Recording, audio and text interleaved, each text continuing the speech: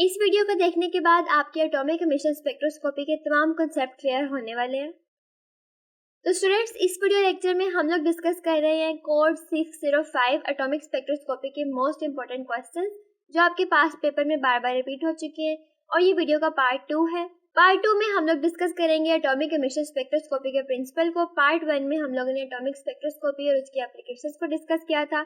उसका लिंक आपको डिस्क्रिप्शन में मिल जाएगा। अगर आपने वो वीडियो नहीं देखी तो पहले जाके उसको लाजमी देखें। एटॉमिक एमिशन स्पेक्ट्रोस्कोपी का प्रिंसिपल बहुत इजी है, इसको हम लोग स्टार्ट करते हैं। इस प्रोसेस के अंदर हम लोग डिटेक्ट करते हैं अपने एलिमेंट की प्रॉपर्टीज को, उसकी एमिटेड रेडिएशंस को एनालाइज करते हुए।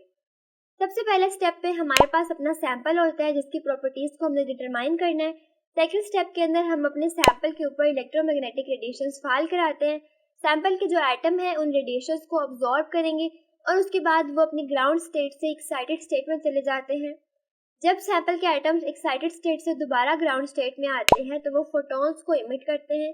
उन इमिटेड फोटॉन्स को हम लोग डिटेक्ट करते हैं डिटेक्टर के जरिए से और उसके बाद हमें अपने सैंपल की प्रॉपर्टीज का पता चल जाता है। तो ऐसा प्रोसेस जिसमें हम लोग इमिटेड फोटॉन्स को डिटेक्ट करते हैं, उनको एनालाइज करते हैं अपने सैंपल की प्रॉपर्टीज का पता करने के लिए, उसको हम लोग एटॉमिक एमिशन स्पेक्ट्रोस्कोपी बोलते हैं। एटॉमिक एमिशन स्पेक्ट्रोस्कोपी के आपको इंटरनेट के ऊपर डिफरेंट डायग्राम्स मिल जाएंगे। अगर आपने कोई डायग्राम की है तो वो भी ठीक है, लेकिन यहाँ पे हम लोग बहुत इजी सी डायग्राम के जरिए से इसकी इंस्ट्रूमेंटेशन और इसके प्रिंसिपल को क्लियर करने वाले हैं। सबसे पहला हमारे पास आता है जो इंस्ट्रूमेंट, वो सैंपल इंजेक्शन पार्ट आता है। उसमें आप देख सकते हैं वहाँ पे हम लोग अपने सैंपल को प्लेस कराते हैं और जो पहला इंस्ट्रूमेंट है ये हमारे सैंपल को ऑटोमाइज करता है। ऑटोमाइज करने के बाद उसको एक्साइटेशन के पार्ट से गुजारता है। जो ऑटोमाइजर है ये हमारे सैंपल को लिक्विड फॉर्म में इंटेक करता है और सैंपल को टाइनी ड्रॉपलेट्स के अंदर कन्वर्ट कर देता है, बिल्कुल उस तरह ही जिस तरह एक परफ्यूम हम लोग यूज करते हैं और परफ्यूम के टाइनी ड्रॉपलेट्स जो होते हैं वो हवा में फैल जाते हैं। इसी तरह जो सैंपल इंजेक्टर है ये ऑटोमाइज करेगा और टाइनी ड्रॉपलेट्स की फॉर्म में जो हमारा सैंपल है उसको आगे इंट्रोड्यूस कराएगा। नेक्स्ट पार्ट आता है एक्साइटेशन का। एक्साइटेशन के लिए एटॉमिक एमिशन स्पेक्ट्रोस्कोपी के अंदर फ्लेम को यूज किया जाता है, प्लाज्मा को यूज किया जाता है या किसी भी इलेक्ट्रिक स्पार्क को।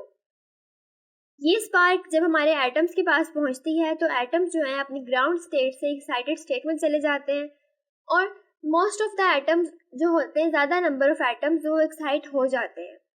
फिर जब वो नेक्स्ट मूव करते हैं तब वो अपनी वापस ग्राउंड स्टेट में आते हैं। ग्राउंड स्टेट में आने के बाद वो स्पेसिफिक वेवलेंथ की जो लाइट्स हैं या फोटॉन्स हैं उनको वो इमिट करते हैं और वो जो इमिटेड फोटॉन्स हैं वो अगले इंस्ट्रूमेंट की तरफ ट्रांसफर हो जाते हैं। अगला इंस्ट्रूमेंट यहाँ पे मोनोक्रोमेटर या फिर प्रिज्म या डिफ्रैक्शन ग्रेटिंग लगी हुई होती है। ये वाला इंस्ट्रूमेंट जो डिफरेंट वेवलेंथ के जो कंपोनेंट्स होते हैं उनको एक स्पेसिफिक वेवलेंथ में कन्वर्ट कर देता है और उसको अगले डिटेक्टर की तरफ पहुंचा देता है। डिटेक्टर उन इमिटेड रेडिएशंस को डिटेक्ट करता है और कंप्यूटर स्क्रीन के ऊपर हमें डाटा प्रोवाइड कर देता है।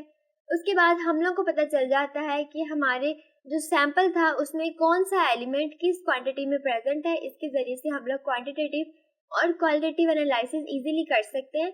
खास तौर पे सैंपल में अगर हम लोगों ने कंसंट्रेशन फाइंड करनी हो किसी भी स्पेसिफिक एलिमेंट की, वो हम इजीली डिटरमाइन कर सकते हैं यूजिंग एटॉमिक एमिशन स्पेक्ट्रोमीटर।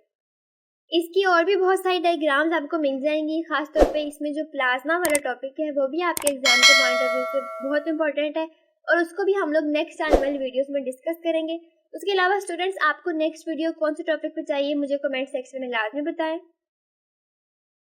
और अगर आपको इनके नोट्स चाहिए तो भी आप मुझे कमेंट कीजिए, मैं ये वाले नोट्स आपको प्रोवाइड कर दूंगी। आई होप सो ये वाली वीडियो आप लोगों के लिए हेल्पफुल रही होगी। अगर आपका कोई भी क्वेश्चन है तो आप मुझसे कमेंट सेक्शन में लाजमी पूछ सकते हैं। अल्लाह हाफिज़ स्टूडेंट्स, बहुत जल्द मिलते हैं हम लोग अगली वीडियो के अंदर।